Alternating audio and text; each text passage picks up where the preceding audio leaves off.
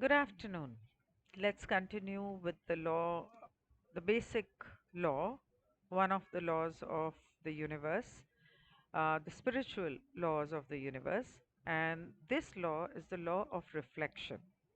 तो हम लोगों ने लॉ ऑफ वन सुनी, लॉ ऑफ वन पढ़ी। आज मैं सुबह उसमें 13th चैप्टर सुन रही थी और मैं चाहूँगी कि अगर हो सके, लंबा है, 2-3 घंटे का होगा, लेकिन अगर हो सके तो आप लोग वो चैप्टर सुने, क्योंकि मैं सोच रही हूँ कि सैटरडे को उसका क्यू एन ए करना है। वो बहुत इम्पोर्टेंट चैप्टर है और इंटेलिजेंट इन्फिनिटी को, अनंत बुद्धिमानता को, ईश्वर को समझने की एक कोशिश है। और एक लॉ ऑफ वन को रा ने एक लॉ ऑफ वन जो है वो आधार है, लेकिन जैसे वो पेड़ की जड़ है, लेकिन जड़ का खंभा भी होता है, तना, और जड़ की टहनियाँ और पेड़ की टहनियाँ भी होती हैं, उसके फूल भी होते हैं, फल भी होते हैं। इस तरह से मुझे लगता है कि जो एक मेन जड़ है वो लॉ ऑफ वन है, लेकिन लॉ ऑफ वन को निभाना किस तरह से है, उसके ये जो सारे बेसिक लॉज हैं, जो स्पिरिचुअल लॉज हैं, जो हम यहाँ समझने की और सीखने की कोशिश कर रहे हैं, और उसमें मैं आप लोगों के साथ खुद को भी मिलाऊंगी, क्योंकि मैं भी एक स्टूडेंट हूँ। At the end of the day हम सब यहाँ पर सीखने आए हैं। तो यहाँ पर जो कानून, जिस नियम, नॉट कानून, नियम की जो बात हो रही है वो है लॉ ऑफ रिफ्लेक्शन। रिफ्लेक्शन मतलब के छवि, मतलब के एक शीशे में जो आप छवि देखते हो अपनी, वो। तो इसमें कहते हैं कि जो ब्रह्मांड है वो इतना सच्चा और इतना बारीकी, एक्यूरेट, मतलब इतना सटीक है, बिल्कुल। एक्यूरेट को हिंदी में क्या बोलते हैं? परेशानी है कि इंग्लिश में एक ही, जो हिंदी में एक शब्द है, उसके इंग्लिश में बहुत सारे शब्द हैं। तो सही मतलब कि राइट, एंड एक्यूरेट है, हिंदी में भी उसे सही कहते हैं।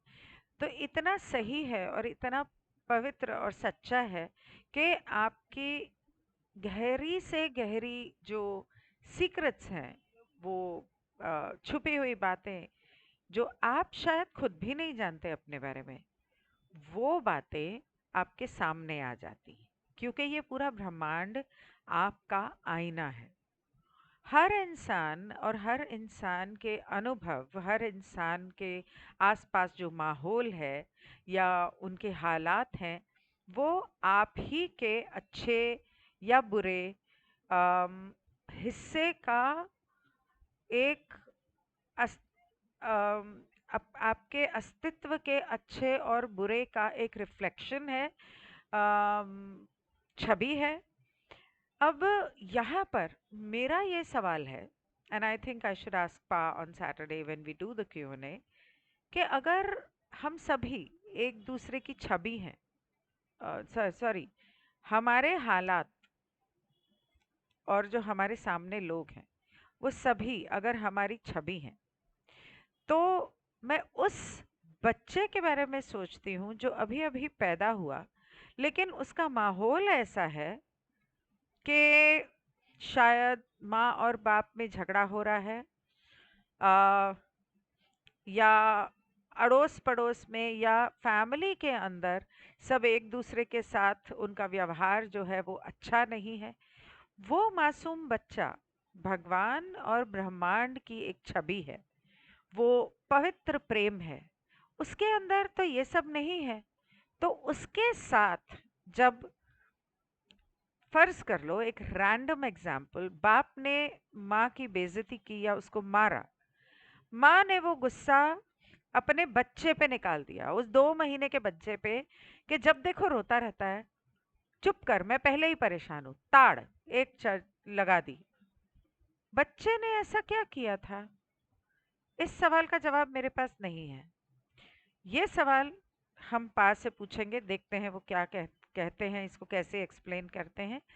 तो वो कहते हैं कि हर इंसान, हर एक बार मुझे याद है एक सेशन के अंदर पा के साथ इस बारे में बात हुई थी कि आपके अंदर वो ना सही। अब एक ओनली प्लैनेट ऑफ चेंज नहीं, living the law of one में शायद हमने जब पढ़ा, तो उसमें ये लिखा था कि हमारे अंदर जो छवि है, जो हम रिफ्लेक्ट कर रहे हैं, वो ज़रूरी नहीं है कि हमारे अंदर इस जन्म की है। हो सकता है पिछले किसी जन्म का व्यवहार हम इस जन्म में अपने सबकॉन्शियस माइंड में लेकर आए हैं, जिसके वजह से हमारे आसपास इस तरह से हालात बन रहे हैं और हम इस तरह के अनुभव कर रहे हैं। अब इसका पूर्ण स्वरूप डिस्क्रिप्शन फिर भी एक बार पा से कंफर्म करूंगी। और उसके अलावा एक बात और थी कि पा ने बोला था कि आपके कैटलिस्ट भी तो होते हैं, कि जब तक वो आपके कैटलिस्ट नहीं लगेंगे, माध्यम या उत्प्रेरक जिसे आप कहते हो, जो यहाँ आपको कुछ सिखाने आए हैं, तब तक आप सीखोगे कैसे? तो आपके अंदर वो ना सही, पर वो कुछ तो वो कैटलिस्ट आपको सिखाने की कोशिश कर रहा है। और फिर हर इंसान का ये जो आईना है, ब्रह्मांड चाहता है कि आपके सामने ये जो आईना है, वो आपको कह रहा है कि अपने अंदर झांको और अपने आप को बदलो। जितनी दूसरों के अंदर परेशानियां, जितनी दूसरों के अंदर बातें हैं जिनसे आप परेशान होते हो, वो सारी बातें और वो लोग आपकी जिंदगी में सब आपको ये कहने की कोशिश कर रहे हैं कि आपके अंदर ये प्रॉब्लम है, इसे बदलने की जरूरत है। और ब्रह्मांड जो है, कभी भी अगर आपका ध्यान किसी चीज की ओर खींचने की कोशिश कर रहा है, तो वो कम से कम आपको 3 ऐसे आईने देगा एक समय पर। एक तरफ आपका कोई रिश्तेदार हो सकता है, एक तरफ आपकी कोई फ्रेंड हो सकती है, एक तरफ आपके कोई वर्कर्स या मेड्स हो सकती हैं। 3 ऐसे लोग जिनसे आप हर समय पर परेशान रहेंगे कि ये लोग ऐसे क्यों हैं। उस समय पर आपको अपने अंदर झांकने की ज़रूरत है कि मेरे साथ अगर ये हो रहा है, तो ये मेरे अंदर कौन सा मेरे स्वभाव का हिस्सा है जिसे मुझे बदलने की ज़रूरत है। जैसे पानी जो होता है, अगर आपके घर में कहीं कोई पानी का नल का लीक कर रहा है, बाढ़ आ जाती है, पानी नल का लीक कर रहा है, ऊपर से लीकेज हो रही है, दीवारों से लीकेज हो रही है, इसका कहने का मतलब है कि आप अपने मन में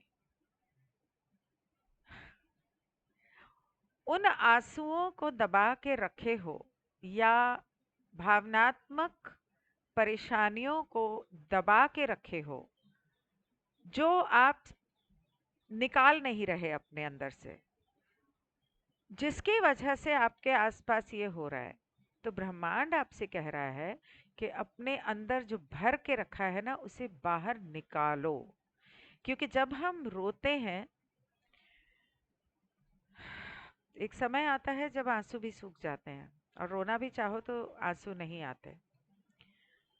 लेकिन जब हम रोते हैं और अपने अंदर से जी भर के रो के वो सब कुछ निकाल देते हैं, तो अम, एक तरह से सफाई हो जाती है। जैसे बाढ़ आ गई, नदियां हैं, तालाब है, समुंदर है, ये जो है उस एरिया का आध्यात्मिक जिंदगी की ऊर्जा को दर्शाती हैं। आध्यात्मिक तरीके पे तौर पे उस एरिया में रहने वाले जो लोग हैं, और उनकी वजह से जो धरती उस एरिया की है, वहां पर क्या हो रहा है। और पानी जो है वो एक तरह से बहकर पवित्र कर देता है उस जगह को, उस धरती को। दूसरी तरफ हमारे जो 5 तत्व हैं, जैसे कि 4 तत्वों की बात अगर हम करते हैं तो एक पानी हो गया, एक अग्नि हो गई, एक धरती और एक आकाश। अग्नि जो है, अग्नि अगर आपने घर में ठंड में है और घर को गर्म करने के लिए बनाई है, तो वो एक तरह से आपके घर में प्रेम और सुख को दर्शाती है। लेकिन अगर कोई, जैसे जंगल में आग लग गई, बिल्डिंग में आग लग गई, कहीं पर कुछ एरिया में आग लग गई, कई बार हॉस्पिटल में, रेस्टोरेंट में हो जाता है ऐसा। तो ये जो है, पहली बात तो ये है कि आग जो है वो जितनी नकारात्मक ऊर्जा है उसको बदल कर, उसको शुद्ध करके उसको सकारात्मक बनाती है। अब आप बोलेंगे कि घर जल के राख हो गया तो उसमें क्या सकारात्मक हुआ? नेगेटिविटी जितनी थी, वो नेगेटिविटी जब एक घर में लोग रहते हैं, सिर्फ उन लोगों में नहीं होती, उनकी वजह से दीवारों के कण कण में फैल जाती है, बस जाती है। तब आप उस जब वो अग्नि उस घर को जलाती है, इसका मतलब ये नहीं कि घर को अपने आग लगा दो, या लग जाए तो बहुत अच्छा है, लेकिन ये है कि कहा गया है कि जो होता है अच्छे के लिए होता है। लेकिन उसका आग का मतलब क्या है? आग का मतलब है कि उस एरिया में रहने वाले या उस घर में रहने वाले लोगों के दिलों में जितने जितना गुस्सा, जितनी नफरत, जितनी नकारात्मक भावनाएं हैं, वो जो हैं अ, वो अपने अंदर दबाए बैठे हैं और कहीं ना कहीं उनके अंदर है, इसलिए ऐसा हुआ है। अब इसका मतलब ये नहीं है कि माउई या लहाना में जो हुआ वो इस वजह से हुआ। आज के डेट में जो चीज़ें होती हैं उसकी वजह अलग है। जैसे मोरक्को में जो अर्थक्वेक आया, 3D अर्थक्वेक करके एक ऐप है।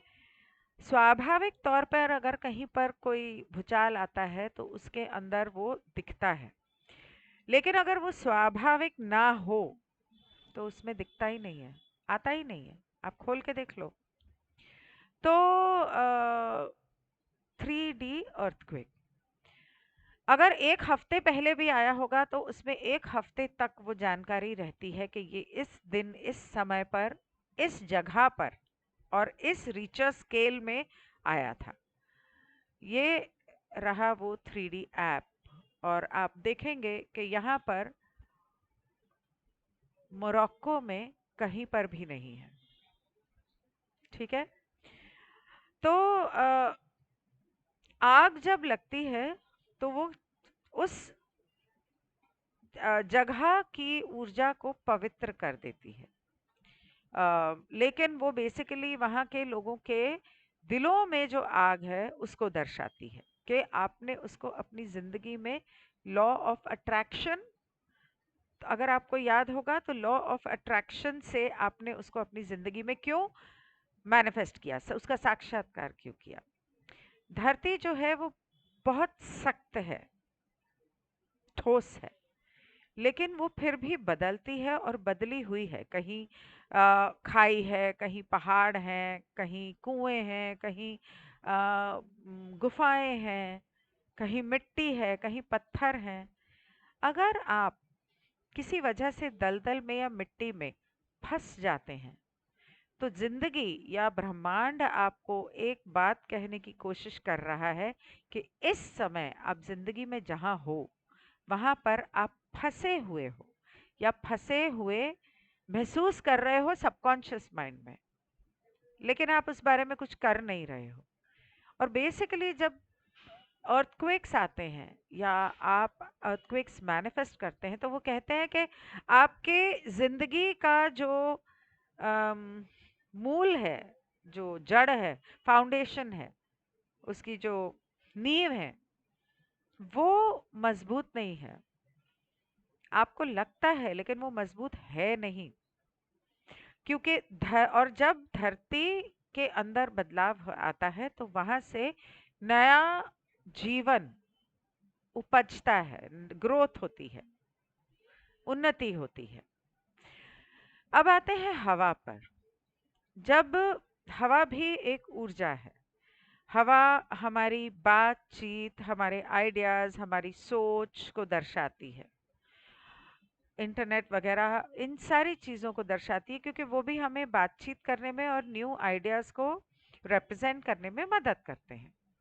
जब आपके एरिया में कोई हरिकेन, स्टॉर्म, कोई टॉर्नेडो, इस तरह की कोई तूफान आता है,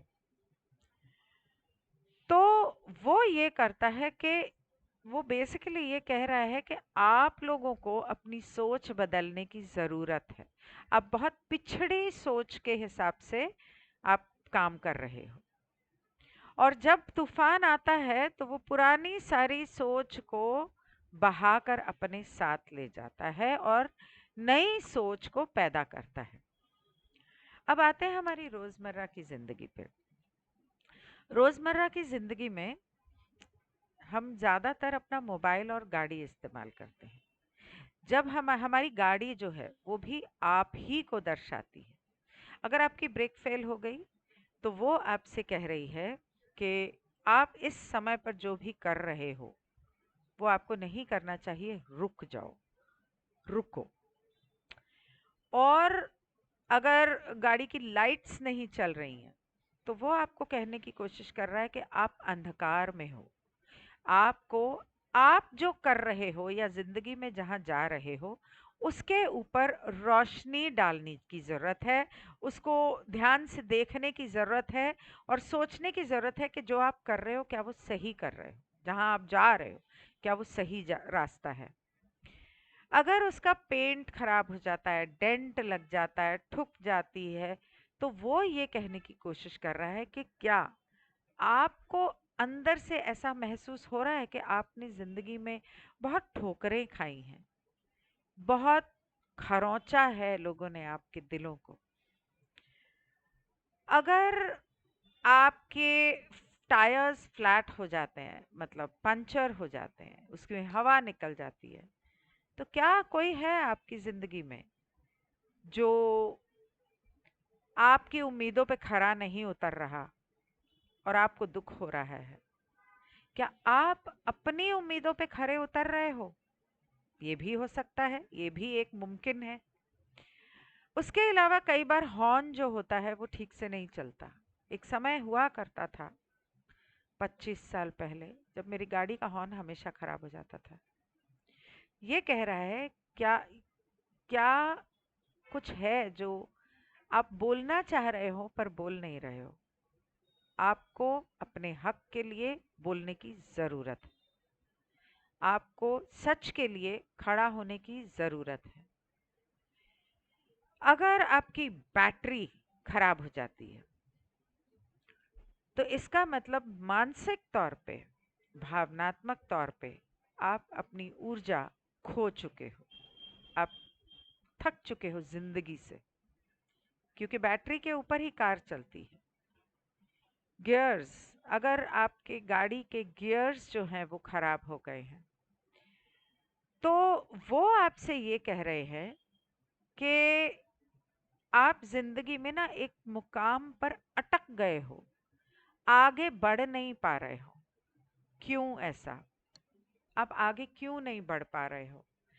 क्या रोक रहा है आपको? उस चीज के ऊपर ध्यान दो जो आपको रोक रही है और उसको अपनी जिंदगी से निकाल के जिंदगी में आगे बढ़ो।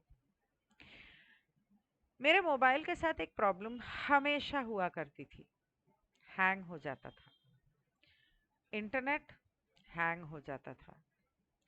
जब आपका मोबाइल, आपका इंटरनेट स्लो चलता है, हैंग हो जाता है, बार बार लैपटॉप हैंग हो जाता है, बार बार ये जो चीज़ें आप रोज़मर्रा की ज़िंदगी में इस्तेमाल करते हो ये जब अटक जाती हैं तो इसका मतलब है आप ज़िंदगी में कहीं पर अटके हुए हो और आगे नहीं बढ़ पा रहे हो। आपको आगे बढ़ने की ज़रूरत है। जो बीत गया वो बीत गया, उसे भूल कर, माफ करके अपने जहन से निकालने की ज़रूरत है। अगर एक इंसान के ऊपर आप अटके हुए हो, तो वो that's not working for you. वो आपके लिए नहीं है। आपको वहां से आगे बढ़ने की जरूरत है। तो फोन के अंदर आपको क्या प्रॉब्लम्स आती हैं, रोजमर्रा की जिंदगी में आपको क्या परेशानियां आती हैं, घर के अंदर जैसे बार बार नलके खराब हो जाते हैं। अब नलके किस तरह से खराब होते हैं? या तो उसमें कचरा फंस जाता है, इसका मतलब कहीं ना कहीं आपके दिमाग में कचरा फंसा हुआ है। या उसके नॉब्स खराब हो जाते हैं, अटक जाते हैं। तो आपको अपने इमोशंस को हैंडल करना नहीं आ रहा है। आप फंस चुके हो, या आप खुद को धोखा दे रहे हो। अपने आप को पहचानो, क्योंकि जब तक आप अपने आप को नहीं पहचानोगे, खुद को नहीं जानोगे, तो ईश्वर को कैसे जानोगे? ये सारा कुछ पिछली बार भी मैंने कहा था, शैडो वर्क में बहुत इम्पोर्टेंट होता है। और शैडो वर्क को पार करने के बाद ही आप सही मायने में स्पिरिचुअलिटी की तरफ या अध्यात्म की तरफ जा पाओगे। उसके अलावा जो हमारी ज़िंदगी में जानवर होते हैं, चाहे वो हमारे घर के जानवर हों, हमारे आसपास गली में गली का कुत्ता हो, बिल्ली हो, जो भी जानवर होते हैं, खास करके अगर आप किसी गली के कुत्ते को भी खाना खिला रहे हो, उसको प्यार कर रहे हो। मेरी एक परेशानी थी, मैं जब भी किसी कुत्ते को प्यार करती थी, और ये मैंने एक पैटर्न देखा है। मेरा बड़ा वाला कुत्ता जो था, उसको कैंसर हुआ, कैंसर से मरा। उसके सारे ऑर्गन्स फेल हो गए एंड में। अ, दूसरा जो छोटा वाला था, मतलब थे दोनों बड़े, पर वो 5 साल का फर्क था, तो उसको भी कैंसर हो गया। उसके उसको एपिलेप्टिक अटैक्स आने लग गए। उसके बाद वो दोनों चले गए। उनके बाद मेरी गली के कुत्ते थे, 5 6 7 कुत्ते थे। बहुत प्यार करती थी मैं उनसे, और जब मैं अपने कुत्ते बाहर लेके जाती थी तो वो सारे मेरे साथ चलते थे। तो मुझे लोग ना कुत्तों वाली बोलते थे कि मैं चल रही हूँ मेरे 2 कुत्तों के साथ, और साथ में मेरे 5 6 कुत्ते और चल रहे हैं। और सब एक दूसरे से लड़ते नहीं थे, बड़े प्यार में चलते थे। और शाम को रोज रात को मैं उनके लिए इतना सारा ऐसा खाना बना के लेके जाती थी, न्यूज़पेपर बिछा के सबको खाना खिलाती थी। बीमार हो जाए तो दवाइयाँ करवाती थी। मैंने नोट की एक बात, एक एक करके 2 4 कुत्ते तो बीएमसी उठा के ले गई, गायब हो गए। पता नहीं क्या किया उनका। एक एक करके काफी सारे 2 3 कुत्ते जो थे, उनको भी कैंसर हो गया। और मैं उनका इलाज करवा रही थी, उनको हीलिंग भी दे रही थी। लेकिन कुछ, मैं उनको अपने, मेरा ग्राउंड फ्लोर का फ्लैट था, तो अपनी खिड़की के नीचे सोने देती थी, उनके लिए वहां कंबल बिछा के रखती थी। दवाइयाँ लगाती थी, चोट लग जाती थी उनको बहुत ही ज़्यादा, तो उनको दवाई लगाती रहती थी। तो बिल्डिंग के कुछ है लोग, उन उनसे हजम नहीं हो रहा था। उन्होंने बीएमसी को बोला कि इनको आके ले जाओ। पता नहीं उनको क्या परेशानी थी, बीएमसी ने तो उनको मार ही डालना था। खैर, उसके बाद वो भी चले गए। गार्डन में एक कुत्ता है, मैं जब भी उसको प्यार करने जाती हूँ, जब मैं रेगुलर जाती थी, हर बार उसको चोट लगी होती थी, हर बार उसको चोट लगी होती थी, या वो बीमार होता था। फिर मैंने उससे कहा, मैंने कहा, मेरा प्यार पाने के लिए तुझे बीमार होने की जरूरत नहीं, मैं ऐसे भी तुझे प्यार करूंगी और करती हूँ। उसके बाद उसका वो थोड़ा कम हुआ, लेकिन फिर कभी टांग में चोट लग गई, लंगड़ा रहा है, कभी कुछ। मैंने उसको प्यार ही करना बंद कर दिया, क्योंकि जानवर जो होते हैं, कहते हैं कि जानवर जो होते हैं वो इंसानों का, अपने मालिक जिन, जो जो उन्हें पाल रहे हैं, खाना खिला रहे हैं, जो प्यार करते हैं उन्हें, उनका दर्द, दुख, दर्द, बीमारी, परेशानियां अपने ऊपर ले लेते हैं। तो मुझे बहुत गिल्ट होता था कि ये सभी को कैंसर हो रहा है, क्या मुझे भी होने वाला था? क्या इस वजह से इन कुत्तों को कैंसर हो गया? तो मुझे गिल्ट होने लगा कि मेरी वजह से ये बेचारे दुख झेल रहे हैं। तो मैं उनसे दूर हो गई, पीछे हट गई।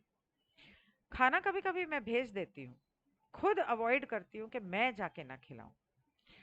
और ये जो होते हैं, इनका स्वभाव जो होता है, इनके अंदर जो परेशानियां होती हैं, ये बेसिकली आपको दर्शा रहे हैं। अगर वो शांत हैं, प्यारे हैं, तो भी आपको दर्शा रहे हैं। अगर वो घुर्रा रहे हैं, गुस्से में रहते हैं, तो भी आपको दर्शा रहे हैं। आपका कोई ना कोई एक हिस्सा है जिसको दर्शा रहे हैं। तो अगर किसी मालिक के स्वभाव को जानना है तो उसके कुत्ते के स्वभाव को जानो, आप समझ जाओगे। बिल्ली भी, खास करके कुत्ते, पर बिल्ली भी। उसके अलावा आपको ये ध्यान रखना है कि आपकी ज़िंदगी में जो भी इंसान आता है, जो भी माहौल या जो भी अनुभव आता है, वो आपको कुछ सिखाने के लिए आया है, और वो सॉरी, आपका आईना है। तो आपको ये देखने की ज़रूरत है कि आपको क्या सिखाने आया है। जब जिस दिन आप वो सीख लोगे, उस तरह के लोग आपकी ज़िंदगी में आने बंद बंद हो जाएंगे। जब वो आप खुद को सुधार लोगे, तो वो लोग भी सुधर जाएंगे। और इसी तरह से हम अपनी आध्यात्मिक उन्नति कर सकते हैं। इससे जुड़ा हुआ जो है वो अगला जो नियम है, इसी से जुड़ा हुआ है, जिसको कहते हैं ये वाला था लॉ ऑफ रिफ्लेक्शन, अगला वाला है लॉ ऑफ प्रोजेक्शन। तो रिफ्लेक्शन और प्रोजेक्शन दोनों जुड़े हुए हैं। जब मैं अपने आप को इस कंप्यूटर की स्क्रीन पे देख रही हूँ तो वो रिफ्लेक्शन है, लेकिन वो क्या प्रोजेक्ट कर रहा है। तो इसके बारे में हम कल जानेंगे। For now, thank you so much, good bye.